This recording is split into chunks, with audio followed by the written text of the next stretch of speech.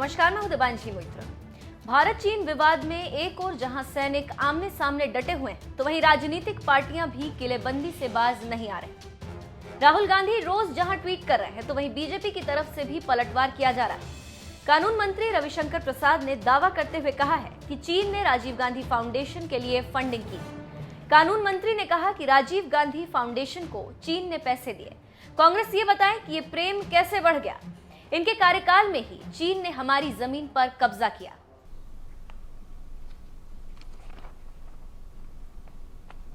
देखिए, partner organisations and donors year 2005-6 और यहां पर embassy of the people's republic of China among the donors list of Rajiv Gandhi Foundation. It is their own document which clearly shows that among the list of donors, the embassy of the People's Republic of China is mentioned. Why? क्या जरूरत पड़ी थी? इसमें भारत के कई उद्योगपतियों का नाम है, कई कंपनी का नाम है, कई पीएसयू का नाम है, लेकिन डोनर्स में मैं देख रहा हूं कि हिमालयन ट्रस्ट है, आईटीसी है, यूरोपियन कमीशन भी है। तो आपको उससे संतोष नहीं हुआ कि आप embassy of the people Republic of China से आपने लिया। अब ये काम क्या करते हैं, ये आपको हम बताना चाहते हैं। ये राजीव गांधी फाउंडेशन की 2009-11 की रिपोर्ट है। राजीव गांधी फाउंडेशन की 2009-11 की रिपोर्ट है, जिसमें बाकी एक्टिविटीज के साथ साथ इंडिया चाइना स्टडीज के बारे में भी जिक्र है। इंडिया चाइना स्टडीज, और इसमें क्या लिखा हुआ है? The proposed FTA between India and China will be feasible, desirable and mutually beneficial.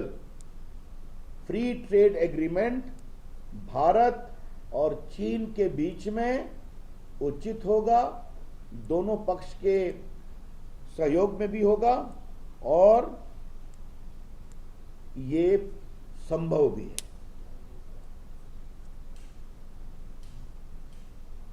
फिर क्या कहते हैं? The FTA between China and India should be comprehensive with A free flow of good services, investment and capital. देशवासी इसको note करें।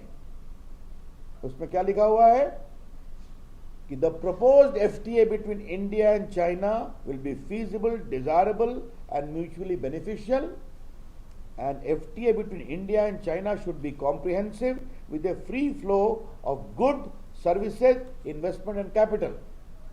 मतलब एक व्यापक FTA होना चाहिए जिसमें गुड्स भी आए, सर्विसेज भी आए, कैपिटल भी आए, इन्वेस्टमेंट भी आए। मतलब भारत चीन के बीच में सारे दरवाजे खोल दिए जाएं।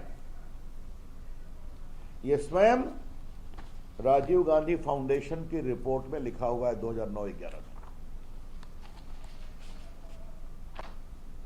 क्या ये सब एक सोची समझी रणनीति के तहत हुआ